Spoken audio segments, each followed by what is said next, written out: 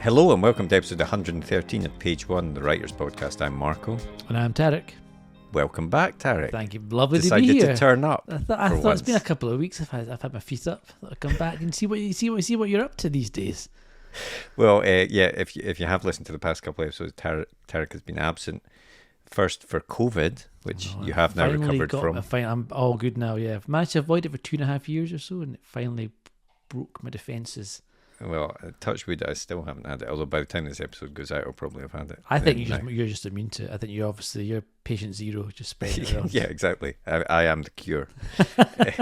And last week, of course, you weren't here because you were at the CWA Awards, which is the Crime Writers Association Awards. Yeah, is that right? Yeah. It was a lot of fun. It was great seeing a whole bunch of authors and writers together and stuff. It was nice, and you were nominated, of course. Yeah, for the new blood.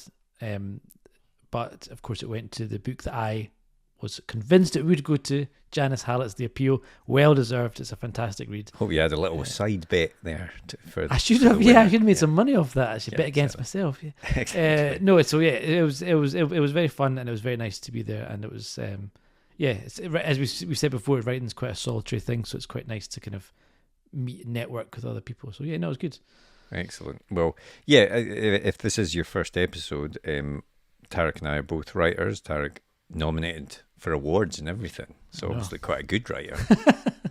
And yeah, we like to speak to writers of all kinds about their writing careers, hear how they got into the industry, and try and get as many hints and tips as possible. And we have got loads of great past guests there, so please do check them out. And this week we have a link to the CWA Awards, in fact, with our guest. Yeah, we do indeed. This week we're chatting with Chris Whitaker, who is known perhaps for We Begin at the End, which was his his third book, and it was his massive breakthrough hit crime novel. It won the Gold Dagger at the Crime Writers Association Awards, but he also won the New Blood Dagger with his first book, Tall Oaks. And he's got a really interesting route into the crime writing. Yeah, a fairly unique one, I think. Yeah, it involves absolutely. Losing £1 million at one stage. It's a very stressful route. I wouldn't recommend it if you can avoid it. Yeah, it was great fun chatting with Chris, and just hearing about his frankly scary route into becoming a writer.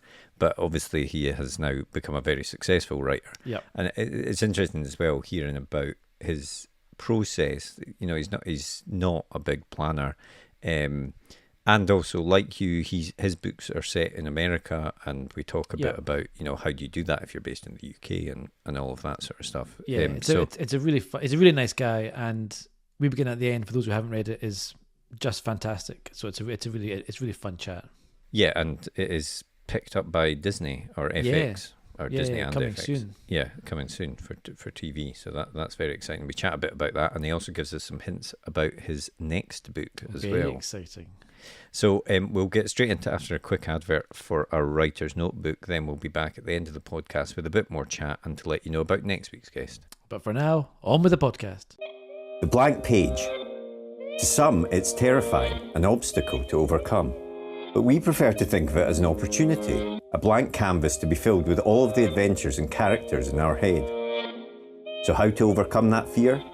Well, we all know the best advice for a writer is write. Seriously, get words on the page and more will follow. But what about later, when you start trying to pull those threads of what you've written together? What about the character you wrote about way back at the start? Who was she again? What was she carrying? And where did she leave the MacGuffin that she now really needs in the third act? Think about all those top thrillers you like to read, or that amazing drama you just watched. What do they all have in common? Structure and planning. As aspiring writers ourselves, we've tried many different methods to try and organise all the thoughts about the stories we want to tell. We've been there searching for a piece of scrap paper to note something down, or making a quick note on our phone in between meetings. Or sometimes we'll make a note in whatever notebook we're carrying, or a document on our laptop so we don't forget that great idea. Let's be honest, it can all be a bit messy, and it's easy to lose track of everything. And that's when we realise it's not just the story that needs structure and planning, but the way we gather all of our thoughts about it as well. And so we made Page One. Page One is more than just another notebook. It's a place to put down all your ideas for your latest project, divided into easy-to-use sections that will help you plan your story, so that when that blank page comes calling, you're ready to answer. And then afterwards, once it's written, we realised you need to plan how to let people read it, so we included a section relating to submissions. Each one is designed for one project, whether you want to write a book, screenplay, a comic, or any other kind of story.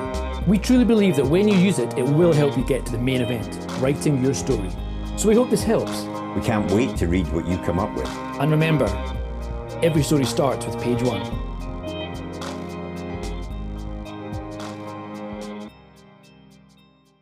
Did you always want to be a writer? I did not. I did not want to do anything remotely academic in any I think way. that might be the first writer we've spoke to that said no to that question. Yeah, That's really? interesting. Yeah. Well, I was, like yeah, that. but yeah, I was, I'm kind of jealous of people that knew what they wanted to do and ended up doing it. I think that's, yeah, I don't know if that's rare. Mm-hmm. I think it probably must be. I think so many folk. Well, I mean, I've changed. I went to uni a few times and changed over and stuff, and now I'm starting to do writing stuff. And I never kind of knew what I wanted to do at all when I was leaving school and stuff like that. I feel it's quite a young age to try and narrow It's a down lot of what you want to pressure, do with your life. isn't it? Because you've got to commit to something that you might hate before you've even tried it. Yeah, very Well, true. that's why I became a lawyer. And subsequently left the law. Did you? So you did law and then gave it up? Yeah, so now I write. So I do sort of technical writing around the law now instead of just being, because I used to be in court and stuff. But yeah, I figured that was one step closer to actually doing what I want to do, which is write. So yeah, You've managed to kind of taking one step build the out. two worlds together. a little bit. Exactly. Yeah, exactly. But so if you didn't want to be a writer, and I think I'm right in saying that your path to becoming a writer was an extremely unusual one. Do you want to tell us a bit about that? Yes, yeah. So I left school without any qualifications.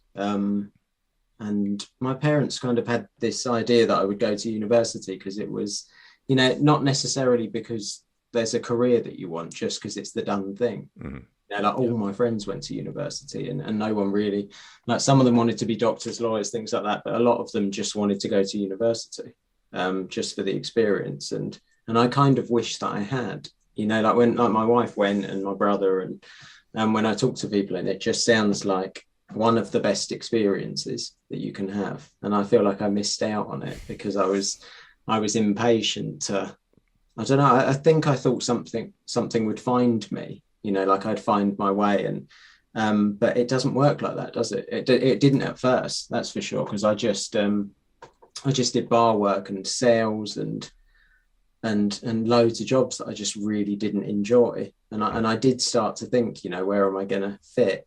But then loads of people don't, do they, with their careers? They just work to pay the bills. Yeah, that's right. It seems like such a big chunk of your life to do that, if you can't get anything else out of it.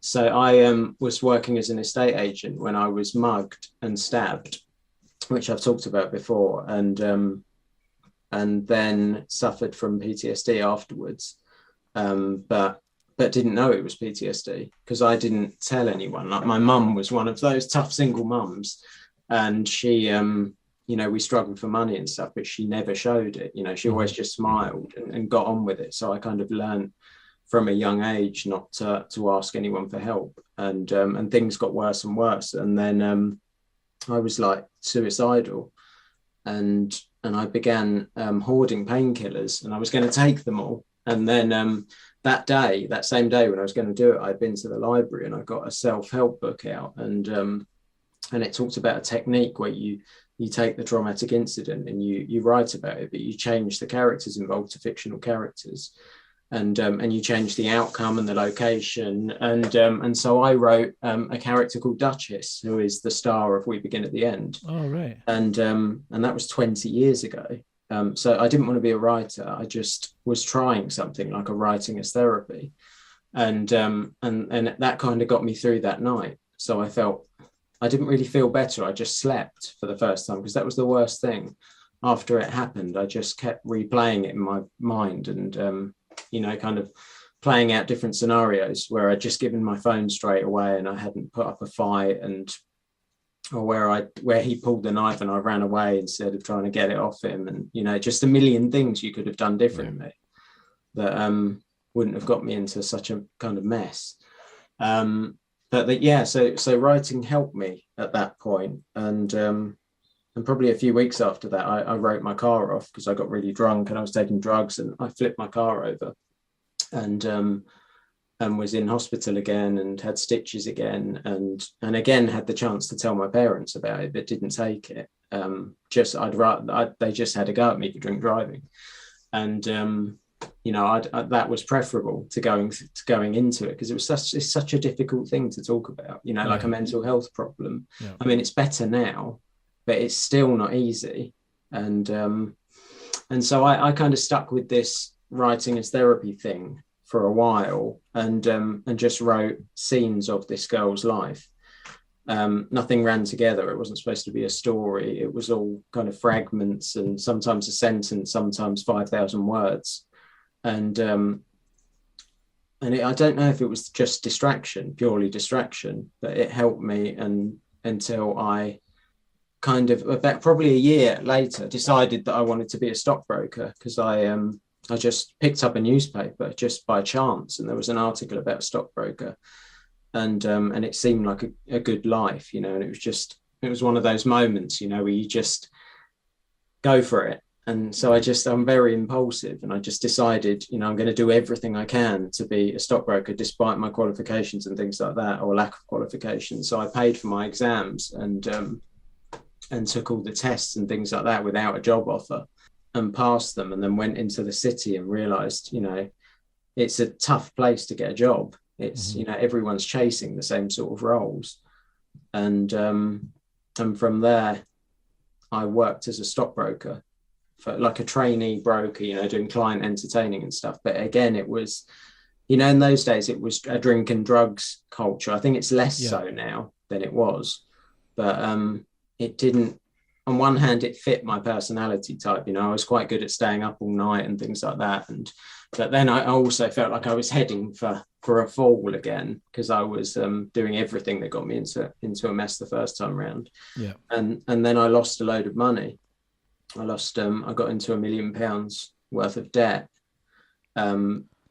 which was unexpected, because I had a trading limit, a stop loss of $20,000, and then I lost $2 million kind of straight away. And again, did that thing where I don't tell anyone and I try and fix it, and it just it all blew up, and I ended up signing something that put me in a ton of debt. And so kind of overnight, I felt like I was back where I'd been after I'd just been stabbed. Mentally, I felt like, I've undone everything, all the hard work that I've done. And so I went back to writing again. And that was, I was probably about 25 at the time, and eventually worked off all the debt, and then just quit, because I didn't want to do it, and I wasn't happy. And I look back and I kind of thought, what was the constant in my life? And it was writing. So I thought, I'll give it a go. But it was a mad decision, because my wife was pregnant and we had no income, and overnight everything was secure. I was doing well in the city at that point, and kind of our future was already written, and it looked fairly stable and comfortable. And then I did this thing again where I just blew everything up just because I was unhappy. Was it something, I take it, I mean, working that kind of job in the city where it kind of takes over your life almost, both kind of mentally and your actual time as well, is it the kind of thing where you couldn't have written a book at the same time? I get a kind of impression that you kind of have to give yourself 100% to something, to whatever you're doing. You have to give your all to it, and you couldn't have written a book and worked it at the same time. I don't think in that job. Yeah, I don't think I could have carried on. It got to the point where I dreaded, every day staring at the numbers, at the blinking stock market numbers, and it felt a bit like, soul destroying. And I suppose you're also working to pay off this debt as well, which is working to stand still almost. Exactly. So it was pretty much a few days after paying it off that I read a book called The Last Child by John Hart. And I love John Hart. He's just like, it's lyrical and beautiful, and it's on the surface this book's about a missing child, but it's much more than that. And then he was a lawyer and he quit to write a book, and so it was like, I think a day later that I did the exact same thing just because he did it. It was like one of those mad impulsive things. But looking back, I still can't believe I did it. When I look back at it now, when I talk to my wife about it, I just think it was mad. When a baby is coming, yeah, and you have to sell your car and where you live, and you can't. What did your wife say? Was she supportive at the time? She was, but it was also because I said I'm going to quit and become a writer, and she didn't know I'd written anything because I'd always kept it quiet. I'd kind of wrote when she was asleep, and just used it as therapy, which I kept completely to myself. So it was a shock. But she also knew that I was miserable, and she also knew there was something always there that that I wasn't really there, if that makes sense. Like I'd be in the room, but kind of be on my own sometimes with my thoughts. And so I think there was a bit of relief that I'd kind of told her everything that had happened and how I'd been feeling, and so she was completely supportive. But it must have been a shock to her, and because you think you're marrying someone, and you think you've got this, there's a baby on the way, and security is never more important. And then all of a sudden to have it taken away from you. But she didn't ever say it. She just said, we'll find a way to make it work. And we did that by moving to Spain and living there while I wrote Tall Oaks, my debut.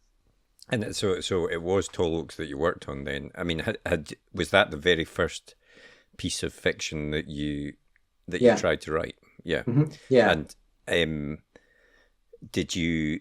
And then I think it got picked up in the slush pile. You went through that process. Yes, exactly that. Yeah. So because all of a sudden I discovered, how do you do it? Mm-hmm. Because most people don't know. I think. Yeah. Agents are gatekeepers, and you can't approach publishers directly. And I didn't know any of this. So I mean, how did that? What did you do, and how long did it take for it to be picked up? It was really quick, actually. But I started, so I wrote Tall Oaks. I wrote a bad first draft of it, and then the baby was born, and life kind of got in the way for a while. But I had this book that I thought I didn't ever think it was good. I didn't think it was good enough, but I thought if I have some help with it, maybe it could turn into something. It felt right. It felt like the kind of story that I would want to read. So I began researching, and I read something about how you should, approach agents whose lists you admire, who represent authors that you like, who you think might be similar. And so I approached, I think, about 6 or 7 agents, and I'd read a lot of the books that they represent. And but I remember I found my covering letter, that you send with it. Yeah. The other day, and there was just nothing on it. It was like 2 sentences. Oh, really? It just said, like, I used to work in the city, and now I've written a book. And I also pitched it. I said I've written a YA book, and it's Tall Oaks is an adult book, clearly. Uh-huh. And but I thought because it had like a couple of teenage characters in the central roles, that it would be a YA. So I completely messed that up as well.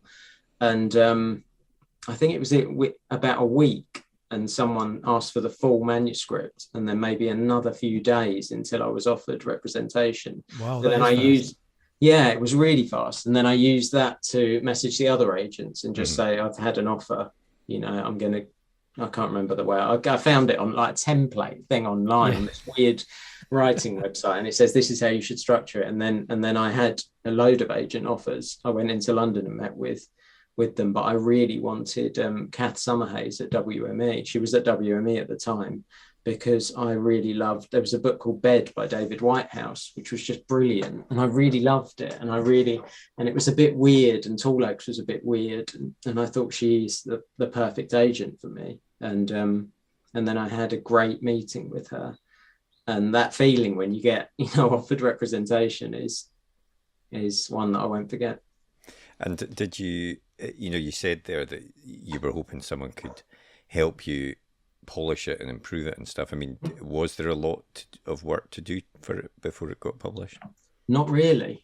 Before it got published, yes. Before it went out to publishers, no. Right. No, because I know some agents do a lot of work editorially, Yeah. and mine isn't like that so much.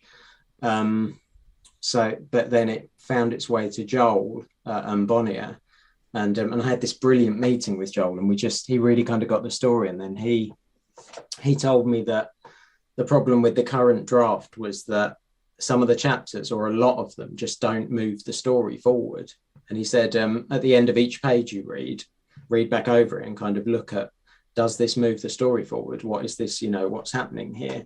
And it really kind of helped me to zero in on it, on the problems with it. And it was the pace. It's always the most difficult thing, I think, getting the pace right in a book. I mean, you sit down and you've got 100,000 words to tell a story, and you need to, some bits are kind of close together, clumped together. You get all this bit of plot, and then you get a load of description, and then it just goes all over the place. And I'm very much, I write like that. So having an editor to help me, balance it slightly is what I needed.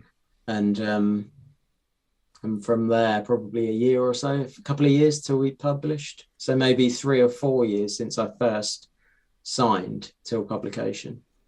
And what's your writing style then? So you kind of mentioned there that your style, I think it sounds like it's kind of just writing it in one go as fast as you can to get it down on the page, or do you sit and do you plan? It was for that one. It was for Tall Oaks, but that was more because the baby was coming. Like there was a real awareness that if I don't get this done, I'm not going to get it done. Yeah. But no, not at all. I sit down. There's no plan other than a very rough ending that I'll start with.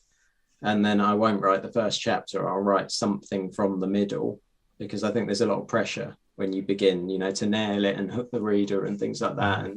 And so to take the pressure off, I just start writing parts of the book that I want to write on any given day. So I might write something 3/4 of the way through, or I might write 5,000 words from the very middle of the book. And then slowly over time, you end up with a lot that you don't really need, and a lot that will get cut out. But it's kind of like feeling your way, isn't it? It's like learning how the characters will react in any given situation, and that all takes time. And I can't do it planning. I try and write down, this character is going to be like that, she looks like this, she's going to be like this, and it never works like that at all. So then do you write these kind of sections out of sequence, etc., and then do you sit down and say, right, how can I stitch them together? What's the plot line here, what's the through story? Yes, yeah, more so that comes later, but there's never, until the very end, I'll never put it down like the plan and say this is happening here and there, and it will more just be a way of why is she acting like that at this point, that should come earlier, she wouldn't know this at this point, so it gets moved around like that. And it's a messy way to do it, and you end up with a hell of a lot that you don't need, and it takes probably twice as long as it should. I think, like, my publishers would like me to publish a book every other year, and I think I'm on every 4 years at the moment. So it's difficult for them, I think. But until I find a better way of doing it, it's just what feels right, and it doesn't feel right unless I follow this path. Yeah, I mean, I suppose that is what, they say discovery writing, but that sounds like very much what the process is. You're just trying to find out how these characters act and all of these sorts of things in the process of writing itself. But does that mean that once you've done that part where you've sort of got all these pieces together and you've got all these words that you're then trying to coalesce into a story, do your later drafts follow a more conventional style, I suppose? They do. Once an editor is involved, we really, like, I've just finished the first draft of the new book, and we're going through first edits. Like, we're at the pre-bit, where you meet a few times and discuss things before you get a full set of notes, and it will be, it's more about tightening things up, cutting. I'm a long way over on the word count, and yeah, I suppose at this point it becomes more conventional. We need to get from this point to this point, and at the moment we're taking a longer route than we should. And it's just about finding the best way to do that, and a way to do that that doesn't kind of compromise anything else that's been done. I'm not precious at all. I like quite a tough edit. If something's not working, if something's not very good, I like to be told. And because you get too close to it, don't you, when you're writing? Like, because something makes perfect sense to me doesn't mean that it will to anyone else, and that often happens. Yeah, we were speaking to one of our other guests last week, in fact, who said that she likes to, she will give bits of her writing, her latest project, to people to read, because she's found that, in the past, you can be writing something thinking that it's clear that where the story's going, and other people pick up at something entirely different from it. So you do need that extra set of eyes, whether it's during the process or after the process or whatever, but to make sure it flows as it needs to. And Tall Oaks, was a great success. It won the debut award at the the Crime Writers Association Awards, and that must have been vindication in a way, I suppose, that you'd made the correct choices in terms of the path that got you to this point. I think so. I thought it was a mistake at first. It's you'll get to go to the dinner, won't you? You're on the shortlist now. Yeah, I'm looking forward to the dinner. Yeah, it's really good fun. I didn't get to go to it last year because it was online. Oh, of course, sadly. That's right. Yeah, I missed out on it. But it's great fun. But I felt out of my depth. I didn't know anyone. I just was there and was kind of pointing to my pointing in the direction of big name authors that I recognised, and I felt like a fan. And I still do, when I go to Harrogate and things like this, I feel like I want to ask people for their autographs. and I was up against, the competition as well. I tried not to look at it at the time, because I thought there's just no way in hell, because Tall Oaks didn't sell that well. It reviewed quite well. And people, messages from readers were really nice, and people really got into it and got into the story. But it didn't feel like a big book, and I thought it's big books that win awards, and so it was really cool. But it's hard, isn't it? Because until you're a full-time author, you're constantly finding time to write, which makes it feel more like a hobby. And and you get people that assume it's a hobby, and people. And the amount of times I've had it kind of said to me, like that it's a hobby and it's not going to pay the bills, and it's so many people have said things like that to me, and so I was still working like 3 other jobs for years and years. So whilst it was amazing, it didn't overnight kind of change everything. It didn't happen like that. I won it and it was lovely. And I think it helps when you go to renegotiate a new publishing deal or go to a new publisher. It looks good to have something like that on your CV, that you've been recognised, and, it gives them some idea of what, that you're kind of on the right track and you're doing the right thing. But it was still difficult. It just pays so badly, doesn't it? Writing it's so hard to make money from. It's one of these things where we've seen it quite a lot, that it's one of these things where you spend a year of your life on a piece of work, and it can go nowhere. It can just get dropped, and that's it. And you make zero money off it. And so it's a lot of work writing for a bit of a gamble. The hourly rate is very, very. Oh, the hourly rate. I know. I did it for my first 2 books, and it was like there's a living wage, and then there's an author wage somewhere way below it. But that's why it has to be more, doesn't it? No one goes into it to become rich, or. No, you have to do it because you love it, and it's a story that you really want to tell. Yeah, I think so. And I would do it for free. I would still, I wrote for years without anyone reading it, and I didn't imagine anyone kind of reading anything I'd ever written. I didn't think I'd become an author, and I still just wrote because it helped me and I enjoyed it. But it's really cool though, at the dinner, it's just such a brilliant thing to get to experience and to be part of. And I love the CWA. Well, it's interesting because you say that you kind of wrote for years without any idea of where it would go or any inclination, but the stuff that you were writing all kind of did end up feeding into your third book. So all the Duchess stuff, We Begin at the End, is your third book, and that's been a really, I mean, is it fair to say that's when you exploded onto the scene in a big way? That was a book that kind of everyone knows you for now, and it's kind of everywhere. And so, I mean, why don't you tell us a little bit about what the book's about and how your writing fed into that?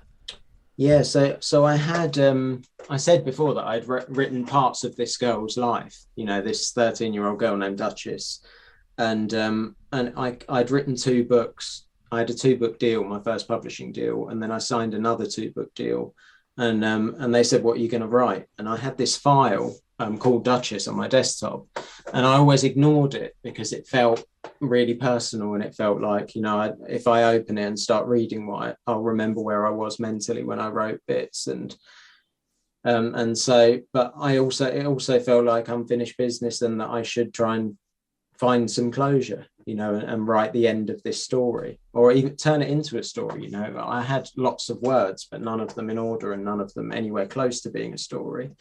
I just had this idea of this girl, and she was she was wearing a Stetson, and she was quite small, outwardly thin, but carrying a gun, so obviously tough. And I set out to write her story. It was just going to be a year in her life, an eventful year, and I wanted to look at the shadow of past events, because I lived my life, a lot of my adult life, kind of under this cloud of these things that I'd done, or these things that had happened to me, and I wondered, how much that's affected me, and how that's affected the me, the day-to-day decisions that I make, and the way that I am as a person, all the things that have happened to me. So I took it all the way back to her, being 13, and the book begins with the death of a child, and that occurs a long time before she was born, because it's her aunt that was murdered or killed at the start of the book, and so I looked at what would happen, if you're born under this kind of this cloud, how does that affect your life? And in Duchess, she is massively affected by it. Her mum is dependent on alcohol and drugs, and so she's forced to be a carer to her younger brother, and all these things kind of happen, and because of this thing that's this terrible event that's occurred before she was born. So she's kind of written off before she's even out of her childhood, and so from there it was about building out around her. She lives in this town called Cape Haven, this beautiful town on the Californian coast, and her mum's friend is Walk, who's the chief of police, and the person that caused the death at the start of the book is named Vincent. That's not a spoiler. It happens at the very beginning of the book, and we catch up with them. He's just coming out of prison for causing the death of Duchess's aunt, and Duchess is worried, about this man coming back into her mum's life, and her mum's fragile anyway, and so she takes action, and then there's a ripple effect. The thing that she does to kind of get rid of this man and look after her mum causes huge problems for her.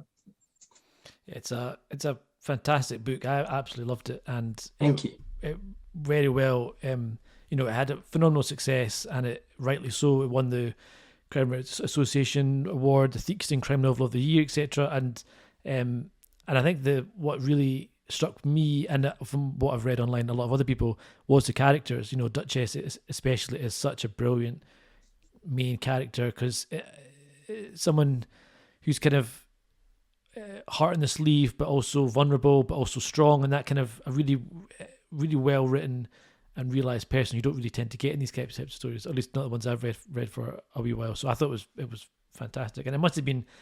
I mean, was there a feeling of like vindication? Again, is probably the wrong word here, but like some serendipity almost about the stuff that you've been writing for your whole life coming together in this way?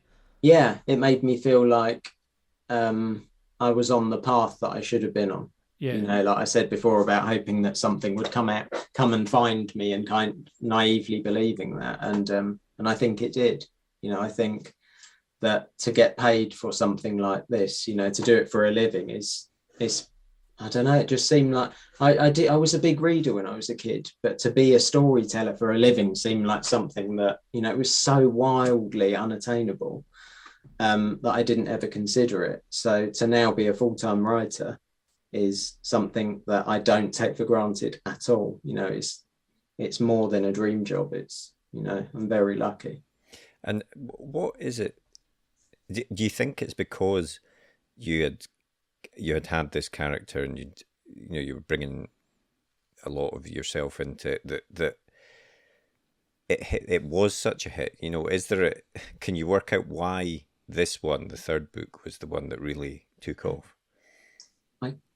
Maybe. I think I worked harder on it than I have done on anything else, and it was almost like drive you crazy levels of work, like all night, all day, and not seeing my kids enough. And, everything was secondary for so long that I began to feel really selfish and guilty. And, this isn't a good idea doing this.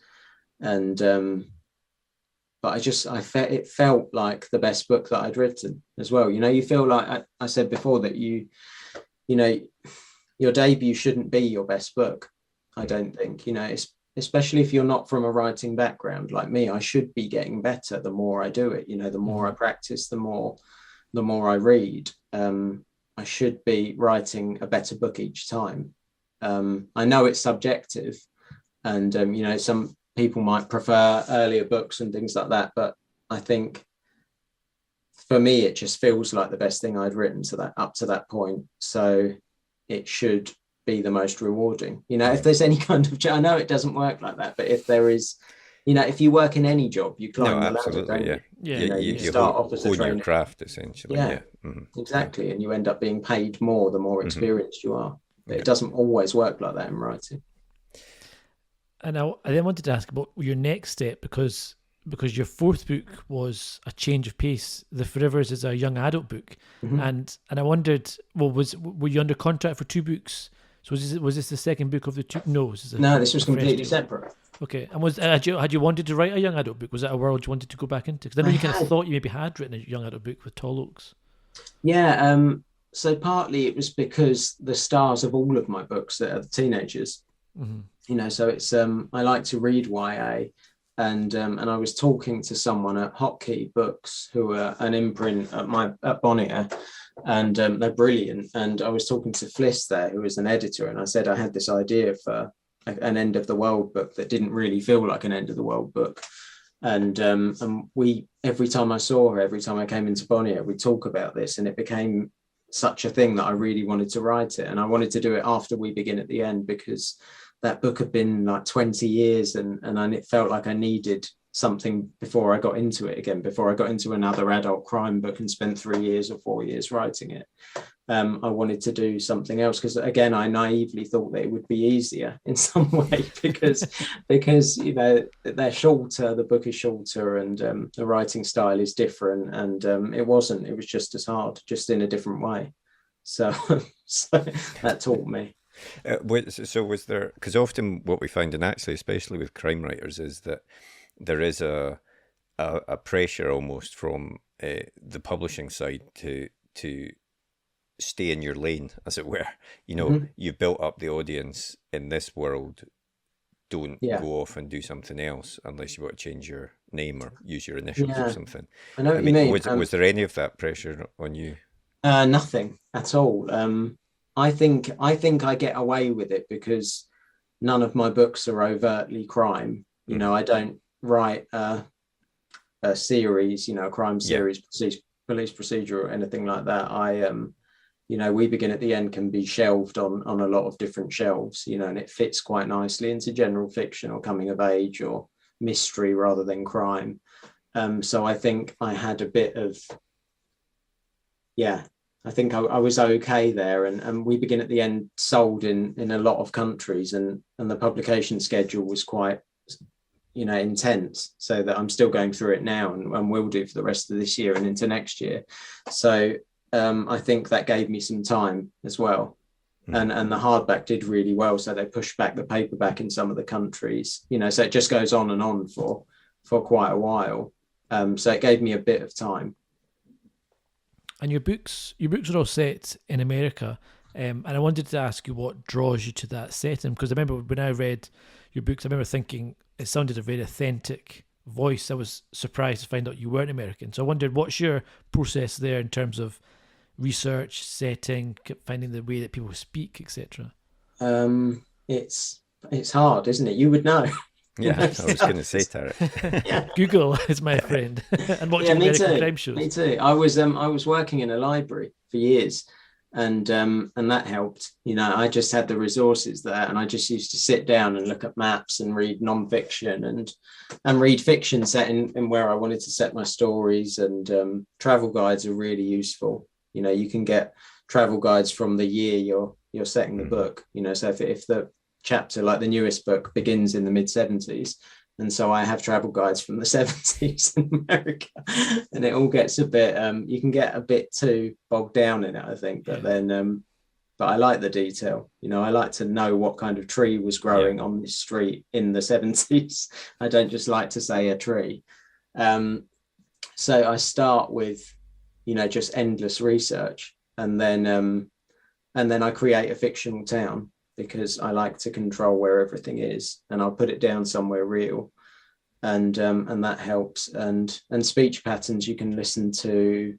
I found a website where you can listen to people speaking, and accents and things like that. So you can choose an obscure place in America, and then choose like a female of a certain age reading a transcript, and you can pick up on speech patterns and things like that, and then put them into your book or into your character's voice, and that helps. And it's the everyday stuff, isn't it? The small words that are slightly different, and the turns of phrase, and I didn't want to ever get anything wrong, because it would immediately pull you out of the story.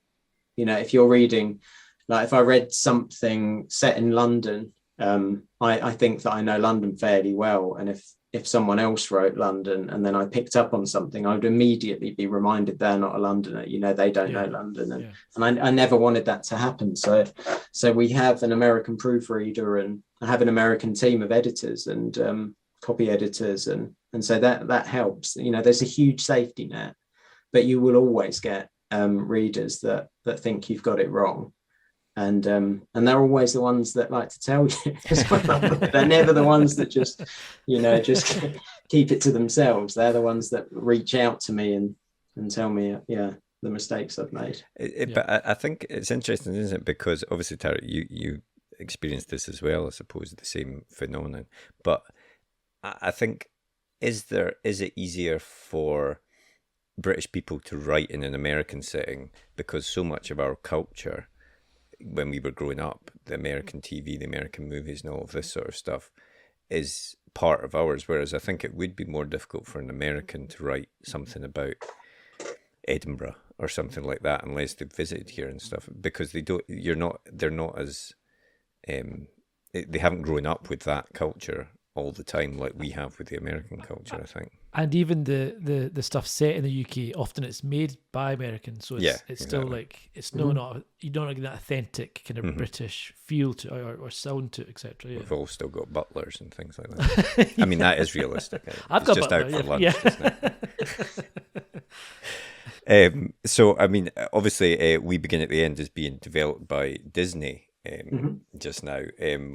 Can you tell us a bit about what stage that's at and all of that sort of thing? That is, so they wanted FX as their partner. That was the top choice, and they got FX. We found out not that long ago, so that was a big deal. To get a network, their top choice network, and I'm an FX fan. I love Fargo, I love The Walking Dead. So it's moving along quite well. The last time I spoke with them, they had a girl that they wanted to play Duchess, which I always thought was the toughest cast, because people send me casting ideas all the time, and which I love. And Duchess was the tough one. It was always agreed that it would be an unknown. but they found an actress that I think, I can't say, but she seems like Duchess, you know, just perfect, absolutely perfect. And she's been in other stuff as well. And from what I've seen, she just would be amazing. So they have a writer who I've spoken with loads of times, she's brilliant. And she's run me through their idea for the series. And it just all seems to be going really well. And it just takes forever. It's like publishing, isn't it? Yeah. Everything seems to take so many people involved. And are you going to be able to write at all in it? Are you going to be I don't know in the making of it? I think you know, I will be as involved as they want me to be, and they seem to really want me to be. And because we've had so many meetings about the shape that it should take and things like that. So, but it seems like a different world, doesn't it? Writing for TV, it seems like you know, it's taken me so long to get the hang of writing books. to write TV, I'll need another 10 years at least.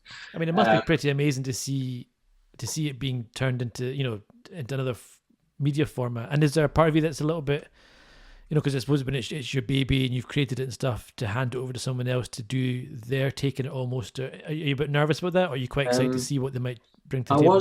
So at the time when we had quite a few offers from different studios, and I was nervous then about making the wrong decision, you know, because you sit down and you expect, like, I didn't know, I'd never had anything like this before, so I didn't know how it worked. And I thought that, you know, I was doing loads of research into them, and I thought I would have to kind of sell the book and things like that. And it was more that they had read the book and they were giving me their version of how they saw it. So I just kind of sat there and listened.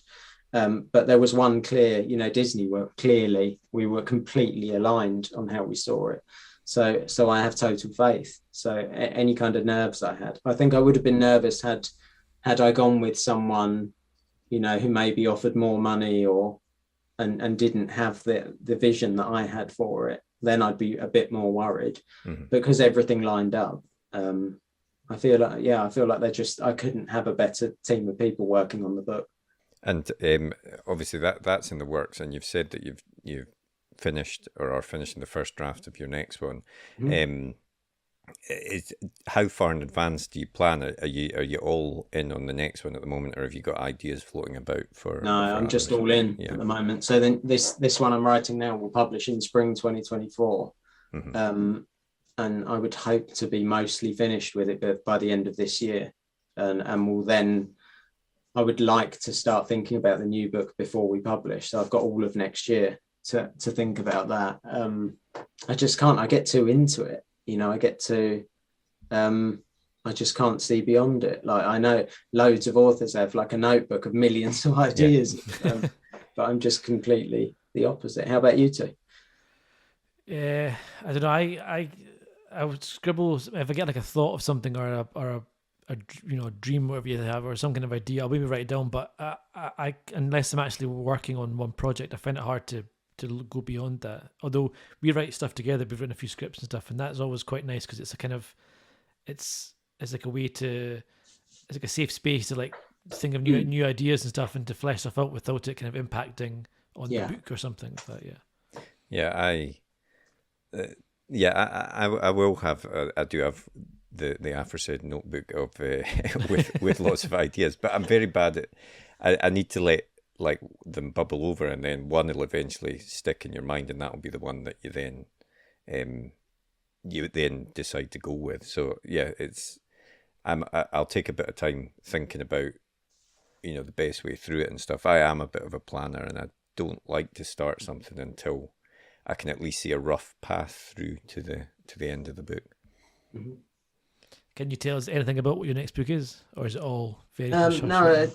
I can broadly say, you know, it's a big book that kind of spans. It's like a crime love story mystery that spans almost 3 decades in the US from the 70s onwards, and it's been torturous. Again, you know, it's you know, do you ever wonder when you're really going to get the hang of it? Maybe you have already, but I just feel like it's the steepest learning curve, isn't it? It's just And there's just days and times where you think everything is just pulling teeth and it's just crap and it's just, and then some days suddenly it kind of clicks. I've definitely found that if I'm writing at like 11 o'clock at night for some reason, I'm much better at it. Just flows much better, which is great for the writing, but terrible for my sleep. So it's exactly the same. Late afternoon is the worst. But there's just no point. Big lunch, I'm just quite sleepy. It's the same in my day job. I'm the same as well. If anyone gets sued in the afternoon, don't call me at 2 o'clock onwards because you'll get no help. I always feel as well, when you finished it, I always genuinely feel that I can never do it again. I feel like I can't do this ever again. That I'll never be able to do it again. And that's strange, isn't it? I wonder how many careers you feel like that. Yeah, exactly. Yeah. No, but like, do you have a routine then? Do you have a set number of words, a set number of hours that you want to do every day? Or I'll write every day, so there's no days off. But other than that, I make time to go to the gym in the morning, because otherwise I go a bit mad just sitting at my desk for hours on end. And I try and avoid late afternoon. Like I'll spend time with the kids. Like things have changed, like when I wrote We Begin at the End, it was working 3 jobs and I'm writing all night, and things are a bit healthier now. I think I have a bit more time for family, and but no, there's no real kind of pattern. There's no word count or anything like that. As long as I write something.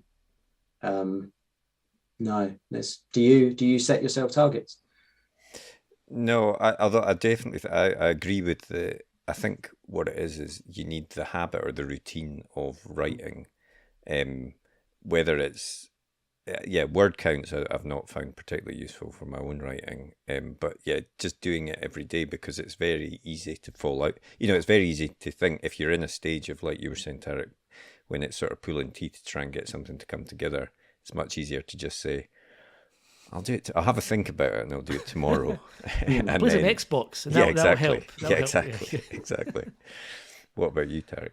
Yeah, I find word counts, they end up stressing me out, because if I don't hit them, I just feel crap and I feel like I failed. And then I feel that's not a good mindset to be in. And then sometimes, I have to think you're probably better off getting 500 words down, but they're really good 500 words you're really happy with, and maybe spending you all day getting a paragraph or whatever. But I'd rather have that than 5,000 words of just shite. And that's my problem, is that I know I should just push through the first draft, especially. I should just push through, get the first draft done, put it in a drawer for a few weeks and go back to it. But I find it really hard to move on if I know what I've written is crap. Like I need to be at least a little bit polished before I can move on to the next part of it. And so so I feel it's more just I can't move on till I'm happy with it, as opposed to how many words I've written, which is a bit of a slower process, but maybe it needs less editing, because I don't know. It's all swings and roundabouts, I suppose.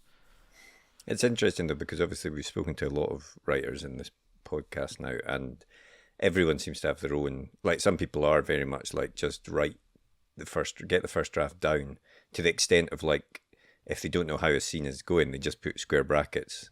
Something happens, and then they just get to the end of the story, essentially, and then sort of rebuild it up in layers from there, I suppose, through the drafts. Whereas others are very much like, I have to, they want a very clean first draft. So, if there's one thing that has taught me, it's that there is no right way to do this. You just have to find your own method that works for you, I think.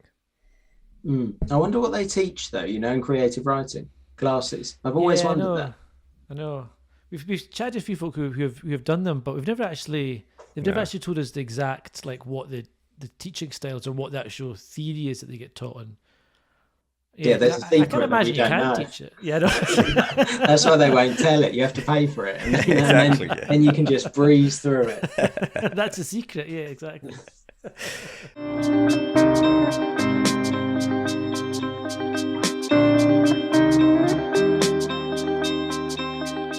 What was the last book that you read? The last book I read was, I'm looking for it now, it's No Country for Girls by Emma Stiles, which is really, really good. Set in the outback. Loved it. Yeah. Cool. And I've just actually, that's a lie, because over the weekend I read Riley Sager's new book, The House Across the Lake. which I loved as well. It's one of those with a twist at the end that you have to go back and scratch your head and think, how did he do that? Awesome. What about the last film that you watched? Last film was Problem Child 2. What on earth made you want to go back and watch that? I know my kid. Well, my wife was out on Friday night, and my daughter is 1, and she was asleep, and so my 2 sons, we have boys' night, and they get to choose the film, and then we get popcorn and things like that, and they went for a classic, which was Problem Child 2. Nice. Is that the one where the dad gets shot at the end and he's got the book? Spoiler. No, that's number 1. That's number one. Spoiler, sorry, that's number 1. Okay. I don't know if you've ever seen the second one, to be honest. Yeah, I'm not missing that. And last TV show that you watched or are watching? We're watching Succession. I've heard amazing things, and I'm always reluctant. When you see that there's like 4 or 5 seasons that you've got and you're so far behind everyone, I find it hard to get into. But it's as good as I'd heard. It's fantastic. Yeah. And quite easy to watch or binge it quite quickly, so you catch up quite soon. Well, the very, very last thing we always do is super quick fire either or, and I always say there's no wrong answers apart from one of them, but we'll start off with Bill Beverly or Cormac McCarthy. Oh God. That's so difficult because I love Dodgers so much. I'm gonna go Beverly. He needs me more. Okay, yeah, it's good. But Cormac's got tons of books. He's fine. TV or cinema? Cinema. Okay, night owl or early bird? Night owl. Music or no music when you're writing? I do both. So it depends what I'm writing. What scene? Music. Okay, and last one: real book or ebook? Real book. Fortunately, that was the incorrect answer for that one. We're doing pretty well up to then, but I'm afraid that's it. Was it ebook the answer? We have this thing where I always say Tarek. ebook's the answer. I don't even know. I've become this character now where I have to say ebook's the answer. But no one ever says ebook. I mean, There's like it's 3 published people. by Amazon. It has to I be. know. I'm contractually obliged to say ebook's the best. Yeah. I like an ebook on holiday, because I can take 1 million books in one small e-reader. Yeah, that's why they're so good. That's why they're better than normal books. You see. Yeah, I was wrong. I take it back.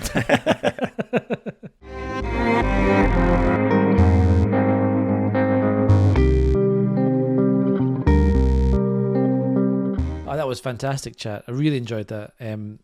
His books are fantastic, and hearing about his method and kind of starting in the middle of something and kind of spiraling out piecemeal. It's an interesting technique.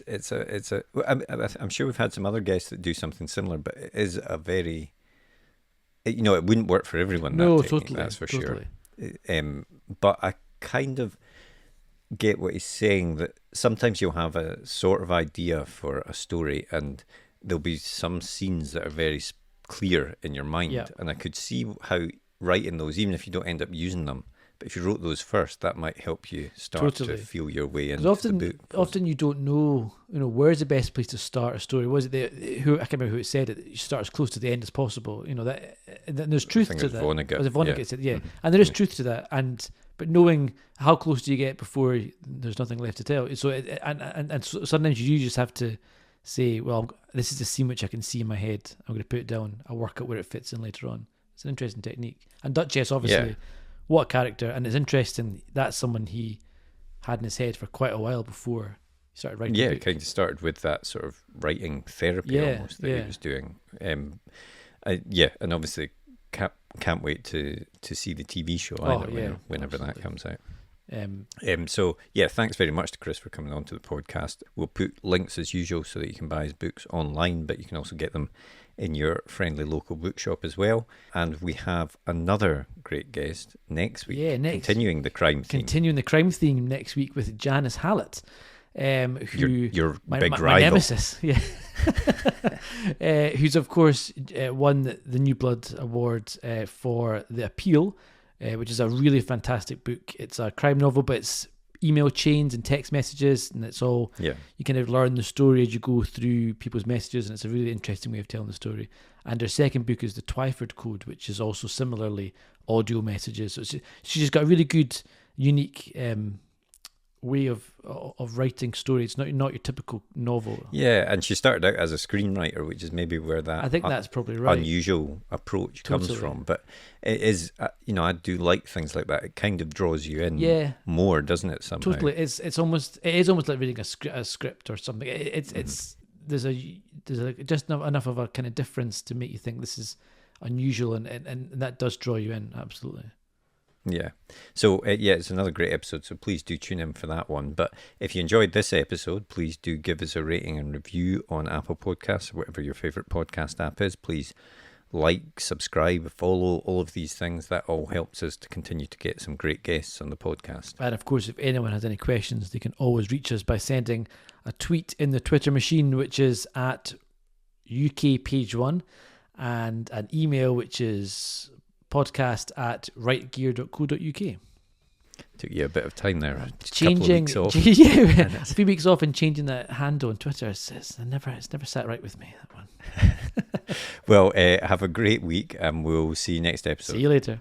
Well, we hope you enjoyed that episode. If you did, be sure to hit that thumbs up button and hit the subscribe button so you never miss an episode like these ones down here. And if you want to get in touch, you can do so by finding us on our social media platforms up here, or drop us a comment way down below there. But otherwise, thanks for listening and join us for the next episode. See you later.